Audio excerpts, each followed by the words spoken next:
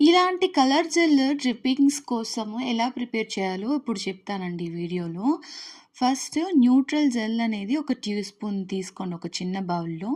ఇందులో ఒక 1 డ్రాప్ మీకు ఏ కలర్ కావాలో ఆ ఫుడ్ కలర్ అనేది జెల్ కలర్ యూజ్ చేసుకోండి. నేనిక్కడ premium brand gel colour use చేస్తున్నాను. వేసిన తర్వాత బాగా మిక్స్ చేసుకోవాలి.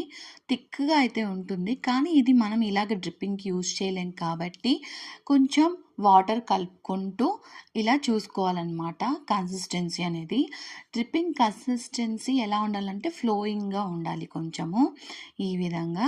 సో, ఈ ఫ్లోయింగ్ కన్సిస్టెన్సీ వచ్చే వరకి ఒక్కొక్క డ్రాప్ అలాగా వాటర్ వేసుకొని చూడండి. ఒకేసారి వేసుకుంటే చాలా థిన్ వచ్చేస్తుంది. సరేనా? ఒకసారి కేక్ మీద మనం డ్రిప్పింగ్ అనేది వేసి చూసుకోవాలి. అది సగం దాకా వెళ్ళి ఆగిపోయినట్లయితే కరెక్ట్ డ్రిప్పింగ్ కన్సిస్టెన్సీ అని మీనింగ్ అనమాట. సో, అర్థమైంది కదా! ఈ టిప్ మీకు యూస్‌ఫుల్ అనిపిస్తే ఒక చిన్న లైక్ ఇస్తూ మన ఛానల్‌కి సపోర్ట్ చేయండి.